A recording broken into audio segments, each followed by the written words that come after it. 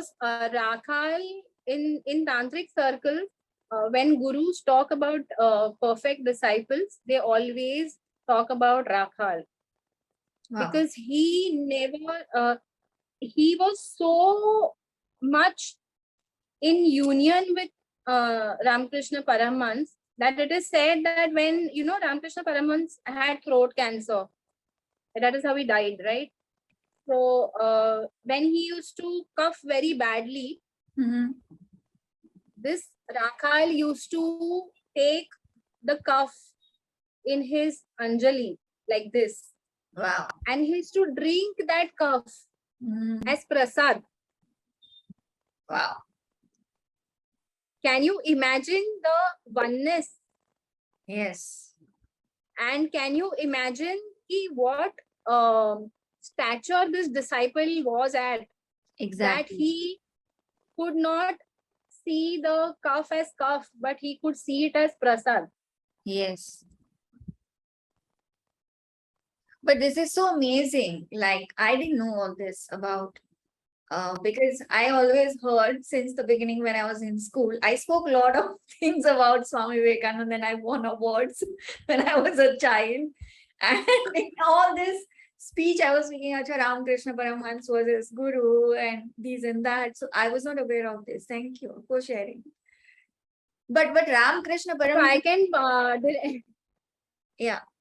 Right. direct you to, I mean, if you like and if you feel that you can read Hindi, then there is I can definitely read Hindi. Yeah, so there are I think 13 volumes of books called Bharat Ke Mahan Yogi by Vishwanath Mukherjee. Wow. And they have short biographies of all the possible Mahan Yogis of India. And Mahan Yogis of India, including the entire Indian subcontinent. So even Bangladesh and Pakistan are included in that space. Wow. Because all these yogis are from the 18th and the 19th century. So, yes. Yeah. So it is in one of these books that I read about this very amazing Swami called Ram Thakur. And he's not to be mixed with Ramakrishna Paramhans, because Ramakrishna Paramhans also was Ramakrishna Thakur. Okay. So they have the same name, but he's not the same person. Different person. And most people don't know this, that Ram Thakur was the one who started the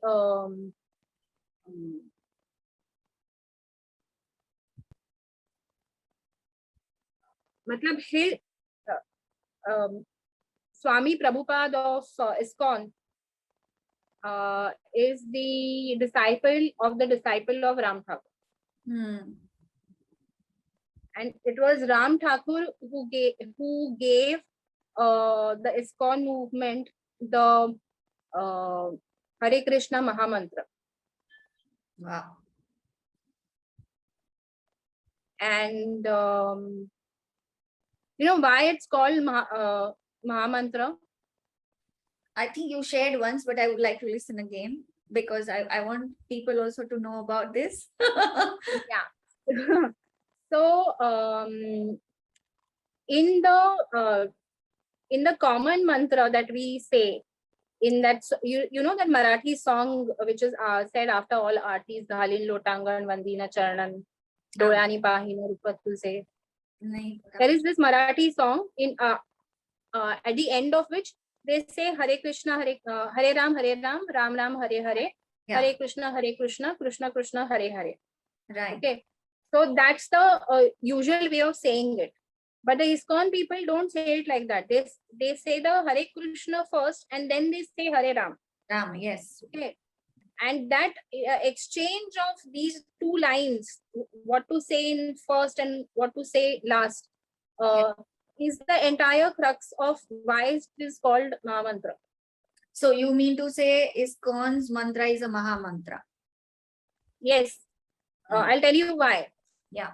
So when when these ISKCON people they chant, I'm telling you this because I was a very fierce ISKCON person for 1.5 years of my life, and I used to chant 20, not just 24. Sometimes I chant 36 in a day, Wow. 36 malas of Hare Krishna mantra.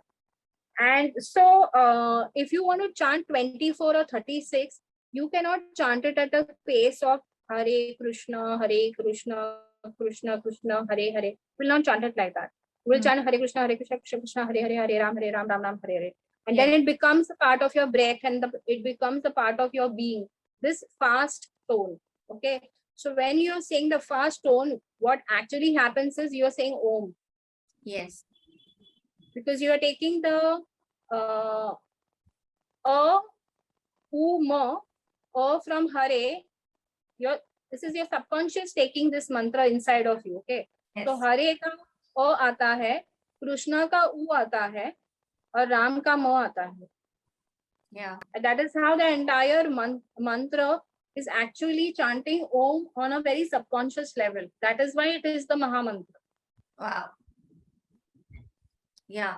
And that Om is becoming one with you without you knowing it, because nobody tells you all this in ISKCON. This is what I learned from that Bharat Ke Mahan Yogi wala book. Okay. You know, my life has been like this only. I have read things and I've made my own conclusion about it. And then sometimes something that I read some 16 years back, which I didn't understand then, will make perfect sense after reading some book where that whole 16-year-old thing got decoded, you know. Exactly. Kind of a thing. So that is why I say that my journey with Tantra has been very long. I started it because of an academic course that I was doing called Indian Aesthetics. But I got so interested in Tantra that then I started reading crazy amounts of books and sometimes without understanding what it was saying. But I would just read it and I would say, हाँ कभी तो लगेगा इसका, मटका लगेगा कभी तो. Exactly. And that is why I feel, and I have told you this before also, that every mantra, every stotram which you chant, you shared a lot of things with me. And as I know you also, I have told you that start writing what you perceive. No, I mean it. You start writing what you perceive because it's your different experience. Like I think we talked about Hanuman Chalisa, or maybe I don't remember now, but the way you perceive and how this whole stuff has helped you differently, and that might have helped other person differently, but जितना जो experience आपको हुआ है, if you are going to write that, then you may connect with a lot of people who also experience the same thing which you experience, right? So I always tell you कि आप ये करो, and I want to know this also from you. You explain me this Maha Mantra, and then you said how the Kali and Krishna is same, right? They both have the same energy. So I would like to hear this from you again, how the Kali and Krishna is same. And it is very amazing. Like Kali, I connect a lot with Kali and I connect a lot with Krishna also. So when I heard from you that Kali and Krishna is same, it was kind of a अगर मैं बोलूं तो एक होता है ना realization and a breakthrough कि मेरा जन्म वैष्णव फैमिली में हुआ. So I am like born to worship Krishna, and we are known as Raghuvanshi. So Ram, again, it's there. And if you ask me personally, I connect a lot with Kali, which you know very well. I'm a huge fan of Kali. So I would love to hear this from you again. So to understand ki how Krishna and Kali are the same. Basically, it's like a coin, one heads and one tails. That way, Krishna is one side of the coin and Kali is another side of the same coin. Basically, both of them represent consciousness that is transformative. Yeah. Okay. So I'll tell you a personal experience. When I did Kriya Yoga for the first time, Yeah. when I was initiated in Kriya Yoga for the first time, I had asked, in the second level of Kriya Yoga, I had asked, they had told us that you have to take a mantra, like a beach mantra, and you have to chant it every day as a practice. Okay. And Right. you can ask for anybody's beach mantra. That was what was told to us. And I asked for Kali mantra. Okay. सीधा मतलब दुर्गा मिर्गा छोड़ दिया सब सीधा काली पे. And I did it like, matlab, on a lark. I don't know what came into my mind, but I asked for it. And Guruji, who was giving the Shaktipat and who was giving the mantra, he looked at me. Actually, he looked up from upar se niche tak. Maybe he was scanning my aura or whatever, I don't know. But he looked at me and he said, you are not eligible for Kali mantra. He said, I will give you Durga mantra. And at that point of time, I was like, why is he making this, statement? And I was very upset that I got Durga mantra. Okay. And I'll tell you the reason why I was upset is also because for the longest period of time, I have run away from Durga. Yeah. Okay. Then after many years, some stuff happened in my life where it's very funny. I mean, and it is very personal, but I will anyway tell you in short. So there was a guy in my life who wanted to marry me. Okay. And first I was not interested. And then somehow something happened and I agreed to marry him. Then after 6 months, he said he doesn't want to marry me. Okay. And the crucial part of this entire thing was that my guru was involved in this thing and his guru was also involved in this. Yes. Okay. So it was when he broke the relationship, there were two very powerful gurus who were involved in this whole thing. Yeah. So my guru said, how can he not follow his guru's advice and marry you? So she said that you have to go and fight with him. Not with him, with his guru. He's telling me to fight his guru. So I ended up in Pune. This guru of his comes to Pune every year to meet somebody. And so I went to Pune and as my guru had instructed, I fought with him. And I asked him certain questions and stuff. And then what happened was that I was told that this person would not marry me, but I would be compensated. Okay. Okay. So see how, like something material we want and we are not given it. Okay. Yeah. And then universe comes and says, I am sorry, I didn't give you this thing. But now I will compensate with something much better. you know. I don't know why I told this, but I think some of your people would like to hear this part. I think that is probably why I'm telling you this. Yes. So his guru basically is again a Vaishnav, somebody who does Thakur ji ki puja every day. Yes. But is a closet tantric master. Wow. Okay. So he never gives prasad to everybody out of the khappar. Khappar basically is a coconut shell, Yeah. which is offered to Kali first, and then later on, prasad is put into that khappar every time, and then it is offered. So it's like a vessel for Right. consciousness. Right. So out of his khappar, I got prasad. Okay, and see, look at this, huh? And he gave me a prasad which I don't like. He gave me pan to eat, and I hate pan. Okay, so universe is saying, okay, I will compensate you, but I will also test you. I understand. So anyways, I had उनका मान मुझे रखना था, तो मैंने खाया वो पान, and then he told me come next day to this person's house where he was doing puja. Okay, so I went to that person's house to do when I waited for some 2-3 hours outside his room. Then finally he said, "Acha, come in now." And then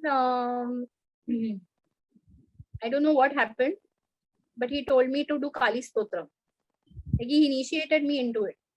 Wow. This is in 2009, okay? And that Durga Mantra I got in 2002. So it took me 6 Yeah. years to graduate from Durga to Kali. And I'm telling you this because it has a connection with Krishna. Yeah.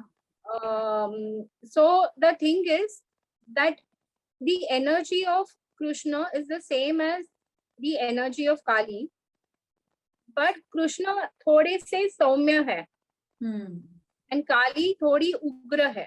So it is you can understand the two sides of the coin. One is saumya, one is ugra. Yeah. But the energy is the same. Right. Because when you work with Kali, okay, Kali is of course whatever she is, you know, her, how do you see, you see her iconography, the way her form is, the girdles of hands, Yes. the girdles of skulls, and that kamarband of hands, Yes. and her entire fierce look, all of that is the complete antithesis of the beautiful Krishna, Yes. the Manmohak Krishna. Yes. Yes. Okay, but both of them are dragging their disciples willy-nilly towards transformation. Yes. So even Krishna ke jo, matlab, Arjun was Krishna's disciple. But why was he Krishna's disciple? Because he had that passion. He had the passion and he had the desire to do anything for his guru. मतलब ऐसी एक भी order नहीं थी जो उन्होंने like he didn't do it. He didn't follow. Yeah. हाँ. Whatever Krishna told him to do, he did it. Right. Krishna told him that he had to become Brihannala for 1 year. He became Brihannala. Yes, yes, yes. See, one thing is actually, मतलब हम सोचते हैं कि सबसे बड़ा जो rule follow करना होता है, that is the biggest how do you say obstacle. Yeah. But it's not like that. The simpler ones are actually bigger obstacles because the simpler ones are targets on our ego. Yes. And look at Arjun, who was such a robust and such a handsome man. He was turned into a female for 1 whole year. And he would never have done it if Krishna wouldn't have asked him of it. Yeah, and he danced very well because he was teaching dance to. Yeah. So so you understand the energy that that how much Krishna would tell him to do all kinds of nonsensical things and he would do it. Yeah. You know, but so a guru actually tells you sometimes to do nonsensical things and you have to do it, you know, and in those nonsensical things, doing those nonsensical things, a lot of your karmic stuff gets nullified. Yes. Because तुम वहां पे तुमको लगता है ये क्या पागलपन है, पर फिर भी तुम कर रहे हो वो पागलपन को, मतलब तुम तुम्हारे ईगो के ऊपर जाके तुम वो चीज कर रहे हो, आपके ईगो को तुम पीछे छोड़ रहे हो. Yes, yes, yes. So when your ego is kept aside, what is coming through is pure consciousness, the entire purity of your being. Yes, I understand. So that is why the karma, it Nullified. leaves you fast. Yes. Because the karma is attached to the ego. Yes. The moment you come into your consciousness, the moment you, make your pure self, put it forth, your karma leaves you. Yes, I got your point. So the same thing is with Kali. What does Kali do? So why I told you that entire story of me getting the Durga Mantra first and the Kali Mantra first, because it was necessary for me to understand the differentiation between both the mantras, what they do for me. Right. Okay. So Durga is a Saumya goddess. Yeah. Why? Because she is a culmination of Kali, Saraswati, and Mahalakshmi. So all the three gunas are there in her. Right. So she can fight also, she can educate also, and she can give wealth to you also. She can do all the things. But Kali is not like that. Kali is only a fighter. Yes. Yeah. And why does she fight? She fights for you. Yes. She fights to remove all the ignorance that is there inside of you. Exactly. Yeah, that I realized. Yeah. So when you pray to Durga, like when you chant the Durga Mantra, Bij Mantra, I can't tell you aloud, but I will tell you the Durga Bij Mantra basically removes your karma, but slowly. Yeah. It does at a pace that any common person can allow. But Kali Mantra is not like that. Yes. Kali Stotra is not like that. Kali Stotra padhoge with an intention of doing something, then she will drag you. Yeah. She will drag you around with her till the transformation happens to you. Yes. Durga is not like that. Durga ko पूरा lifetime पड़ा है. I know. वो पूरा lifetime आपको chant करवाएगी और थोड़ा थोड़ा करके आपके कार्मिक ये दूर करेगी और आपको ट्रांसफॉर्मेशन के तरफ लेके जाएगी. 100%. But Kali is not like that. Kali को सब ऐसा चाहिए एकदम फटाफट.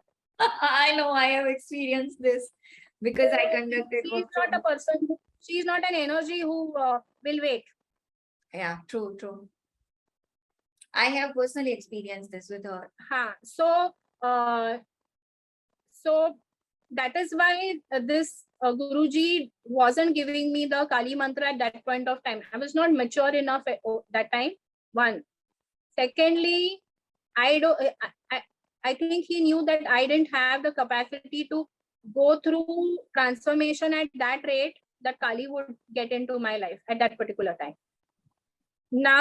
Even now, sometimes when I do 21-day patterns with my Kali Stotra, अरे बहुत मतलब मैं बहुत सोच के करती हूँ कि मैं क्या मांग रही हूँ वो भी सोच के मांगती हूँ. Because I have borne the brunt twice when I went through crazy time in my life because of wanting something, Yeah. So she makes me think, and she makes me very, how do you say,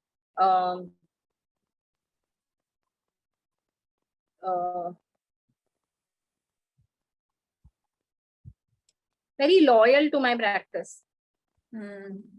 Because the more my practice is perfect, the less the chance of me getting hurt in that journey towards transformation. Right. Because see, I don't know about you, but I am a person who's very stubborn and I will do things only my way. So there were there were times when certain things wouldn't happen in my life, and then I would have these conversations with either Kali or my Guruji Babaji, and I would say ki, how come, I mean, you are my I am praying to you, I am doing things as per your practice and whatever, and then how come you suddenly leave me in the middle and go and make me do things on my own. And then I used to have these major fights with them, and um, and I will tell you a secret here. My guru had put this in my head, okay, my guru mai, that there are ways to fight with these other realm people. Yeah. Okay, so one way is through food, because when you are praying to them, and if you are a good devotee of that particular energy, that energy is with you. Yeah. Okay. So if you eat like a pig and you upset your stomach, your aura gets affected. Right. And these entities are there close by on your aura. So to punish them is this way. Yeah. So one day I was very, very angry with Babaji, okay? His photo is here only. I'm telling this in front of him only. I was very upset with him. I was really, really upset. Something very bad had happened with me, okay? And I was really upset with him. And I was thinking, like, how can somebody who is your disciple do something like this to me? And how can you stand by and watch it and not give me any sign of, like, that don't go here and don't have this experience and whatever. Yeah. So I got very angry, and then I told him, now I'm going to teach you a lesson. So I went and I picked on like a lot of pani puris, like very tikha. And then I went and I had lots of vada paos. And then I went and I bought a lot of pakodas, which are very oily. And I really, and that time my appetite used to be enormous. Okay, like now I can't eat so much. But when I was young, I used to eat a lot. And I really upset my stomach, like on a very serious level. Yeah. I don't know, maybe you might want to cut this part, but No, I'm listening. It's fine. Yeah, it's okay. I don't know where I'm going, but basically, you were asking about Krishna and Kali. I'm trying to tell you that Kali's energy, both Kali's and Krishna's energy basically are transformative energies. And Krishna is the Saumya part of the transformation, and Kali is the Ugra part of the transformation. Yeah, I know this because as you are talking about your experiences, like I didn't share all this with anyone till now, but I would like to share with you. I think I might have shared with you this. And when I was going through a struggle in my life before 6-7 years, and so I was like in love with Krishna, I would say. Love with Krishna means I was born to worship him, and hamare ghar mein bhi, like when we still call, my mom will first Jai Shri Krishna. That is how my connection with Krishna is. So whenever I was going through the problems, like, okay, I am in some problem when I was with my ex-husband, and there was a lot of ruckus was going on in my life, and I had experienced this. Whenever I'm going through problem, Krishna will start dancing around me. And I couldn't understand the meaning of that. And I was getting angry with him that what are you dancing about? Like, why you are dancing around me rather than helping me, and these and that. A lot of stuff happened. And then I came in connection with Mahavatar Babaji and Paramhans Yogananda. And I think we talked about it that Paramhans Yogananda was no, Mahavatar Babaji was a Krishna, and he incarnated as a Krishna, or maybe Krishna incarnated as a Mahavatar Babaji. And I don't know, but there was a connection between this also, because when I was with my ex-husband, it is in 2015, I'm talking about, like, I have seen this in my, it was not in the dreams. I was shown whole Mahabharat ka Yudh, and I was wondering how Babaji, Paramhans Yogananda, Krishna is connected with all this. And Krishna is also known as Mahayogi, right? If I'm not mistaken. So, and he also was a guru for a lot of people. He also, I think, was initiating a lot of people. I'm not sure about it, but he was also initiating a lot of people in yogic these things. And when I read about it, like Kriya Yoga and this Krishna's connection was very similar when I read about it, all this stuff. And I was shown the visions of Mahabharat ka Yudh, and I was seeing there Mahavatar Babaji also. I was seeing like Paramahansa is standing besides me, and I was seeing Krishna also. So it was very amazing for me. And then after, I started connecting more and more with Kali.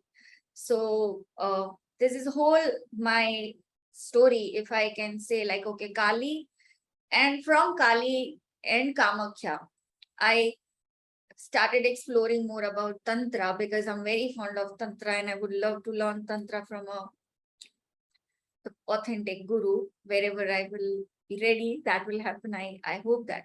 So that is whole journey with Krishna, and then it transformed to Kali, and in between Mahavatar Babaji, Paramhans Yogananda, and what you're saying, like about the fight with your guru, that also I do with Paramhans Yogananda and Krishna specifically. That okay, you did this with me, and this is not fair. You should tell me, you should guide me. And I have experienced miracles in my life, particularly when I complain, when I fight with them, I cry in front of them, and things will shift. Sometimes in an hour, sometimes in 24 hours, sometimes in 2 days. So what you are saying, I completely resonate with you. But now I would love to hear from you. One sec. One sec. So before you ask me whatever, I want to decode for you whatever you have shared just now about Krishna. And I mean, because when you were talking, I exactly knew what is it that they were trying to do and stuff. So Krishna dancing around you was basically trying to change your aura from where it had dropped low to a higher frequency. That is what his dance does. He was becoming the Sudarshan Chakra for you. Exactly, he was roaming and moving around me, and I still remember when Ashwathama had put the Brahmastra into Uttara's womb to kill Parikshit in her womb. That time Krishna went inside her womb, and he went around and round and round and round and created that energy around her, which could take the destruction of Brahmastra into that energy. Wow, this is amazing. And he saved Parikshit in her womb. So when he dances around you, if you have seen that, then you are an extremely amazing soul for an energy of Krishna to come and do that. Because I still didn't know. Like abhi aap jab share kare ho, tab mujhe pata chala. I was still asking and trying to find out this answer, that, and I was getting angry with him. Why are you dancing around me? And you will see, like, but you understand, you getting angry with your God also, that's like a personal relationship happening there. So Yeah, the god will not be angry in return. You can be angry with them. They feel, if you be angry with them, no, they actually feel ki, wow, like we have now reached somewhere. exactly. Where Yeah, and like I जैसे हम used to अपनी do that. माँ से बात करते हैं ना with गुस्सा. Yeah. I It used is to like do that. that a lot with Krishna because at that moment I was not in much connection with Paramhans Yogananda, and Krishna is like in my breath, in my So cell. the next part of whatever you said with Paramahansa Yogananda and this, I'd Babaji. like to tell you something about Babaji. So Yeah. Babaji is not a representative of Krishna. Hmm. He is completely Shiva. Yes. Okay. But I will tell you how he is connected to Krishna. Please tell So me. Krishna is an avatar of Narayan, Hmm. right? And in the as per Mahabharata, he is the avatar of Vishnu, that is Narayan. Okay. Now Narayan at the end of Mahabharata called the Navanarayans. So Okay. there is something called as Navanarayans. There is 9 Narayans that exist in the universe. Okay. So he called all the Navanarayans and said that on earth now a particular yuga is going to be come into play, which is the Kali Yuga. So you all have to um, take birth on earth and teach a particular way of life to Hmm. these people, so that in Kali Yuga, too, the souls get liberated. Wow. Yeah. So these Navanarayans who took birth on earth are the 9 saints of the Nath Sampradaya, Okay. which are your Matsyendra Nath, Gorakhnath, and so on and so forth. Yeah. And the last Nath that was born was Baba Sundarnath. Mm-hmm. Okay. And Baba Sundarnath and Mahatar Babaji have a big connection Okay. because Baba Sundarnath, if you ever go to Badrinath I have for been. a pilgrimage, Yeah. in the Badrinath temple next to the Mahalakshmi ka temple. Mm-hmm. So Badrinath temple is like it's in the middle, and there is a courtyard, and then there are other smaller temples around the courtyard, Right. and there are some seating places and stuff. So Hmm. in that courtyard, in that seating arrangement place, there is a huge photograph of Baba Sundarnath. Okay. Okay, and he is one sadhu who has all his jata on one side, like, and he's like this. Right. वो photo में ऐसा photo है उनका. हाँ. And Baba Sundarnath, I'll tell you, is the same Nath Baba who established the Babulnath temple in Bombay, Okay. and he established in it in one afternoon. Wow. So Fantastic. that is why Babulnath temple is extremely powerful. Extremely powerful. Whenever Bombay does not have rains, na, Yeah. in those years, all the Gujarati females from that area, they will take water from Chowpatty Mm. and walk from Chowpatty to Babulnath temple up the stairs to the temple and put the water as Abhishek on the Babulnath lingam. Wow. And they do it for some few days. I don't know the pattern, but they do it for some few days, and then Bombay gets rains. Wow. It is that powerful, that temple. Wow. That I didn't know. Thank you. So the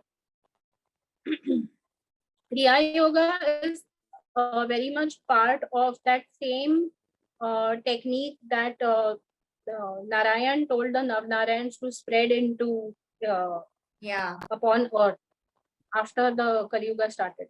Okay. Because Okay. Kali Yuga may be the most densest of yugas Right. as far energy is concerned, Yeah. but it had many good points about it, Yeah. through which liberation was possible. Yeah, because now it's making sense to me, because it was very amazing to, and it was happening uh always at night around 3:30, 3:30, 4. This time was there, and I was always wondering, कि train की आवाज कहाँ से आ रही है, because हमारे घर के आजू बाजू में कहीं पर भी रेलवे स्टेशन नहीं था. There was no railway station was there, and I was wondering every night. I was waking up and something was, it was so much noise in my ears. And when I started tuning in the energy, and I was sitting, like I was waking up at that point of time very early to meditate and all, because I was meditating a lot. So I could see the Krishna, then I could see whole this war going on, and then I could see this Mahavatar Babaji and Paramhans Yogananda. And I in at that point of time, जो मेरी awareness थी, मैंने सिर्फ ऐसे उसको लिया that maybe they are also asking me to take action in my life, because I was really scared to take action, and I was feeling injustice to me. So, like Mahabharat is also the story of injustice and justice and dharma, basically. So I perceived personally in that moment that it's for me, that Krishna is with you. And so you can really take action with a lot of courage, which I did actually after some time. But yeah, this was whole thing. I can still feel that energy around me. And I was not able to understand why it is shown to me. Why? Because अगर मैं किसी से ये बात करूं, so people think that I'm crazy, so I don't share all this stuff generally. But yeah, I have seen this Krishna dancing around me. Then Krishna is with Arjun, and there's war going on. And it was not only for one day, I would say. It was going on for so many days. And then I started reading about more and more Mahabharata, and then I started understanding what is Krishna as a yogi, and then he was initiating people, and then I just understand and perceived as maybe it is following by Mahavatar Babaji, and then maybe Paramhans Yogananda. And yeah, that is how I perceived everything. I couldn't understand all this, which you are explaining me right now. Thank you so much. So the thing is that Kundalini Yoga is actually a product of the Kali Yuga, because the Kali Yuga had so many how do you say, requirements out of it. That is why Kundalini Yoga was taught to the public. I mean, whoever seek liberation, basically. But in Krishna's time, or in Rama's time, or in the Satya Yuga, Krishna was in Dwapar Yuga, Ram was in Treta Yuga, and then the Satya Yuga we had, right? Yeah. So in all these three yugas,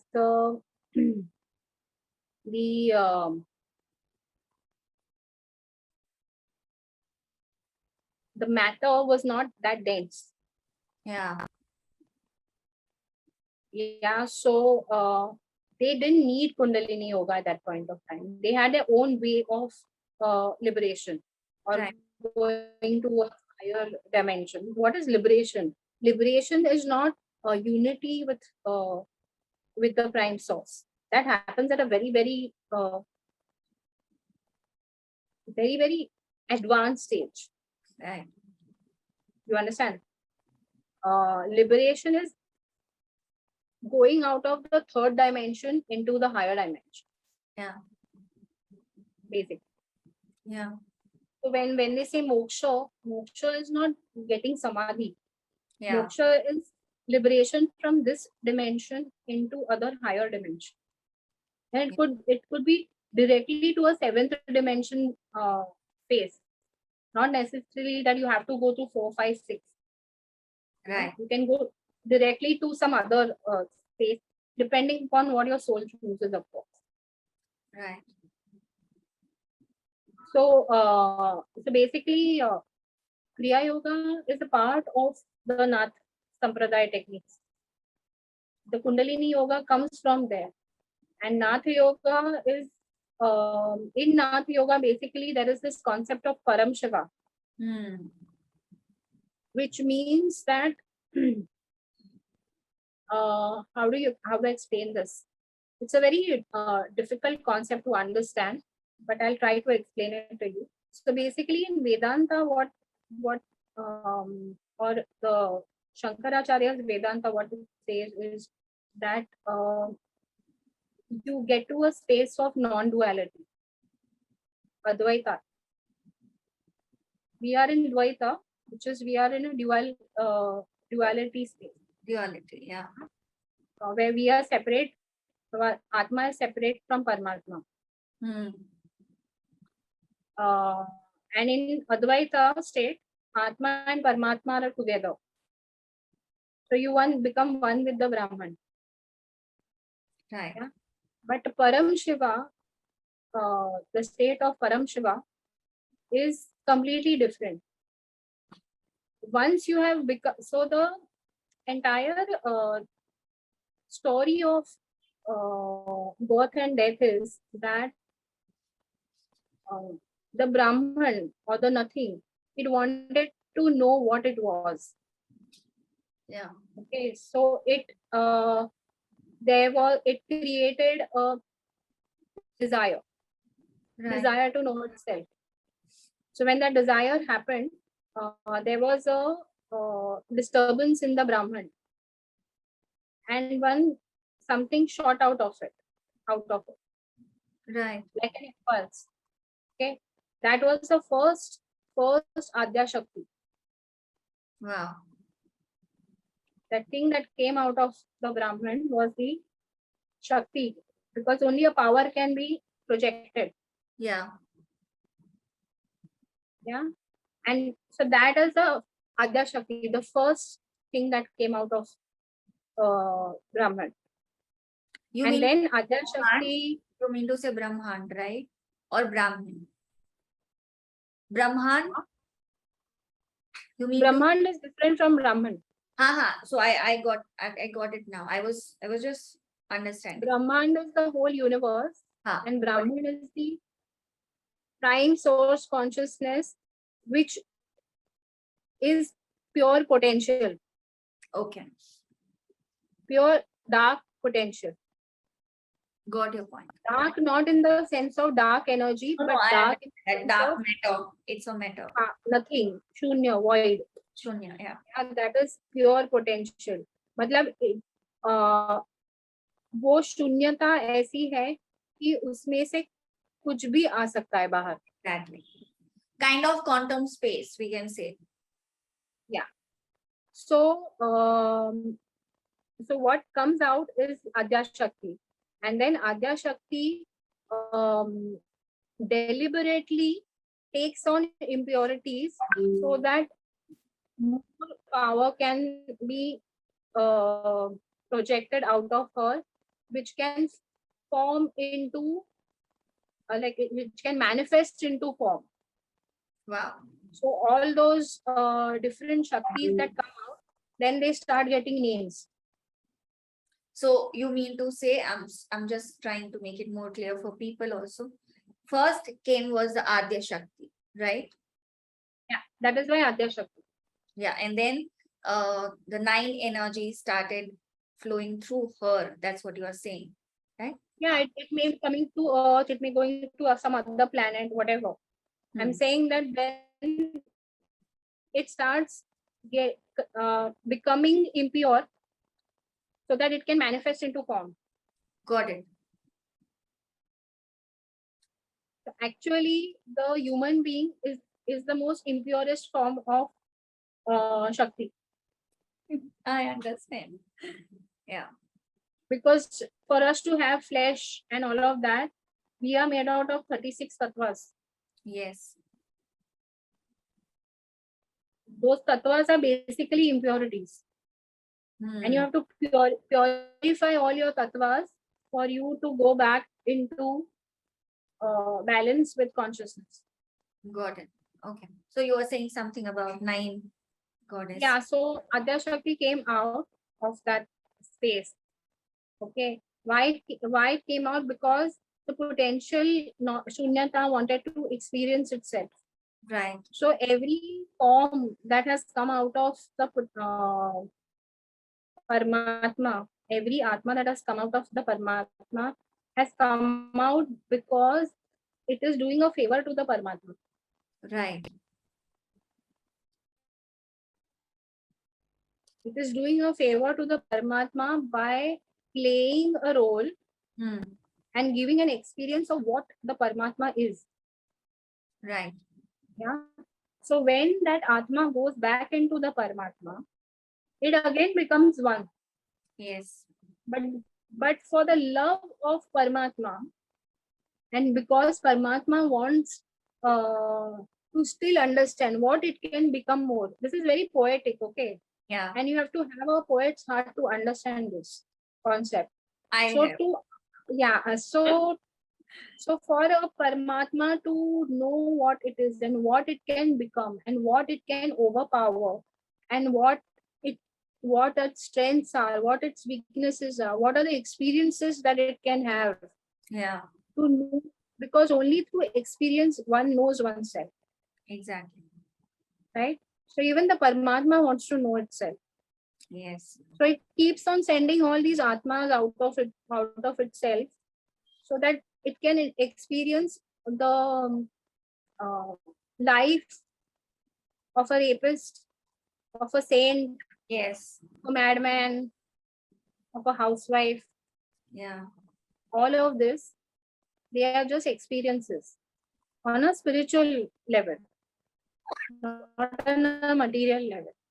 In a spiritual level, these are experiences the Atmas are taking so that the Paramatma can know itself. Okay. Right. Yeah. So when the Atma is going back into the Paramatma, just for the sheer love of the Paramatma, it again goes back and takes form. That is the concept of Param Shiva. That the Shiva keeps on sending out its Shakti. Right. And again bringing it back inside him. And then again sending it out. That is the concept of Param Shiva, which is much, much more powerful than Advait Vedanta. Right. Advait Vedanta is only telling you to return. Only telling you to become one. Got it. But Param Shiva is telling you become one and then again go back to do it.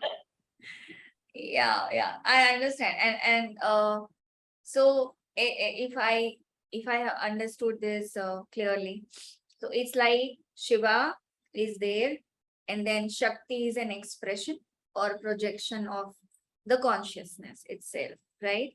And that is how the Kundalini also goes up. Exactly why Kundalini goes and meets the Shiva. Exactly. Because That's the crown here, and it's a Shakti. So it drives and it goes up. You know that story that every child is told, a Hindu child is told in their childhood, is about Parvati, how Ganesha was born. Parvati tells him to guard her palace while she goes to take a bath. Yeah, I know. So all of this is a Kundalini story. You know that? No. So we are told this story as a childhood story, very cute story. But as I said, it allegorically it has a different meaning. So basically, Parvati is Kundalini, and the palace that she tells Ganpati to guard is our own body palace. Okay. Own body, because Ganpati is the guardian of the Muladhara chakra in the Yes, body. that I'm aware of. Yeah. That is why he is Vignaharta. Yes. He's called Vignaharta because of that. Yeah. Because so we think that he is the Vignaharta of our material problems, but he is not a Vignaharta of material problems. Though that is by what you say bonus happening on the side. He Yeah. is the Vignaharta of the actual obstacle that rises. So he first tests you. Ganpati tests you whether you are eligible for your Kundalini to rise, whether your body can take it, whether all Yes. your chakras are open. Yes. He tests that Ganpati energy first tests that. Hmm. And if everything is good, then he will let Shiva come inside the palace or let Durga, Kundalini rise to meet her Shiva. So Yes. basically, um,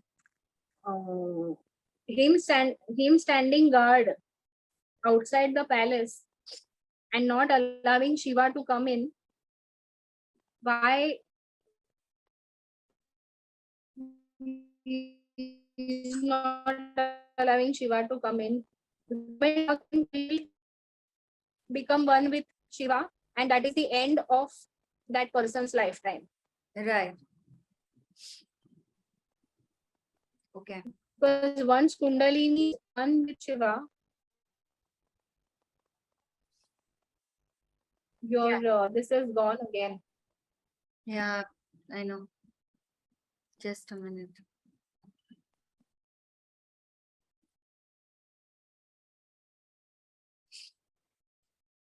So basically, Ganpati is standing guard not just at the Muladhara chakra, he's Hmm. also standing guard to the whole palace, that is our body. Right. Because if he lets Shiva come in, then that's the end of that person's lifetime. Right. Because Shiva comes in and the Kundalini ka characteristic is like that she's always looking for Shiva. Yes. The moment Shiva comes in, Kundalini will be in union with Shiva, and then Ahankara is destroyed. And Ahankara is what allows the person to be in the body. Yeah. So moment Ahankara is destroyed, finished, Kahani khatam. Yes. That person will go into Samadhi and liberation. Got it. Yeah. Yeah. Yeah. That is that. Yeah. Yeah. So that childhood story is actually about Kundalini Yoga. Okay, I was not aware of this, but yeah, this is really amazing to hear all this because even Kundalini awakening also takes time to settle down in your system from 1.5 years to 7 years. That that I was told by one of my teacher.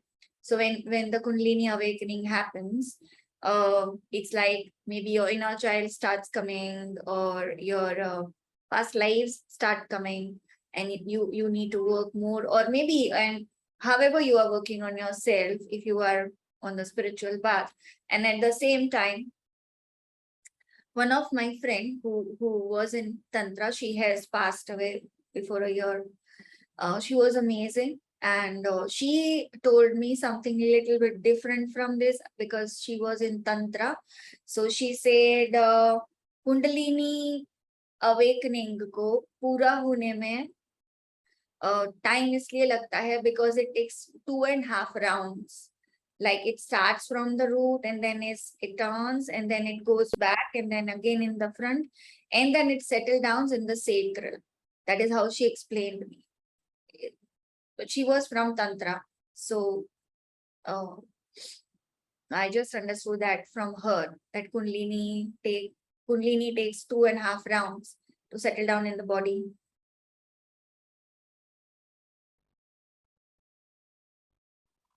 Yeah. So maybe she is right to a certain extent, but from what I know of how this happens is that when the Kundalini awakens, okay, um, it usually doesn't awaken on its own. Very few people ऐसे होता है.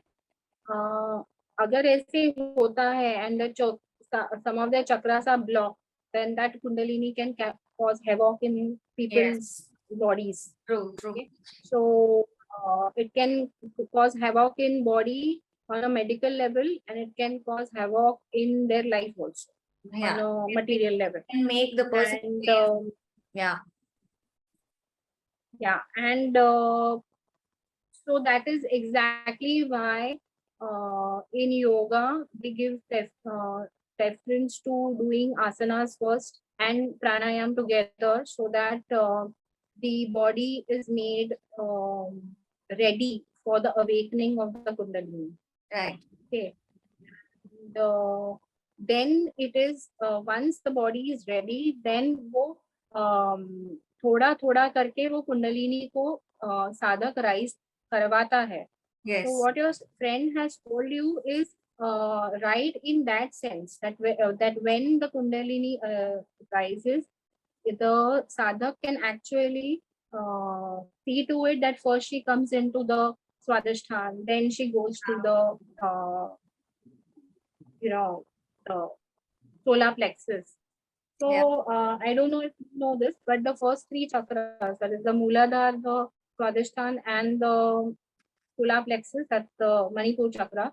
These three chakra is what bind the soul to the body. Yes. To earth.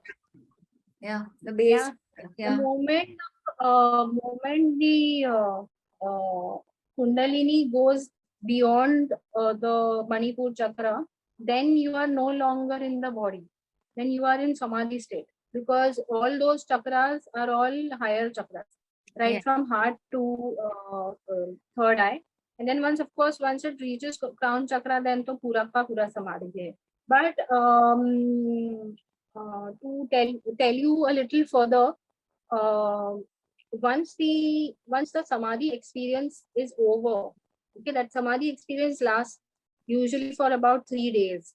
You can take that of voltage only for 3 days. You can't take it beyond that. So within the third day, the Paramatma comes and asks the Atma what it wants to do. So there are certain people, siddhas, who say that they want to return back to the body, okay, to do Jaga Kalyan. So when the soul returns back to the body, the Kundalini comes back with it. And this Kundalini that comes back is called as Kula Kundalini. Okay. And this Kula Kundalini, she comes into the back to all the higher chakras into the Manipur chakra. It never goes down to Swadhisthana or your root chakra, but it will stay in the Manipur chakra, and there it gives a test. So that Kula Kundalini has the ability to change the Jata Ragni, which is the acid in the stomach, to Bhutagni. Okay. And this test is the Agni Pariksha that Sita gave. Okay. At the end of the Vanvas. Oh. So the Sita is of course the Kundalini. So Kundalini has to give that test. Okay. So all these modern people who say that why should Sita give Agni Pariksha? Why shouldn't Ram give Agni Pariksha? They talk through that. Okay. They don't know what the meaning of these epics are. Right. They are stories, yes. But the stories are not written only for social rejuvenation. They are written more for understanding what is happening when you go on a spiritual path, how your Kundalini rises, what are the different kinds of things that happen to it. All of that has been told in the form of these epics. Okay. One has to look at the epics in a very different way. Yeah, that's true. And I can keep on going on and on and on. So you tell me. Yeah, I also would love to listen to you. We'll continue. But I think we can continue in some other session. Yes, definitely. I would love to know a lot of other things from you, and we'll continue for sure next time. So, yeah, thank you. Thank you. For you. Thank you so much. Bye bye. Bye bye. See you. I love you. I love you too.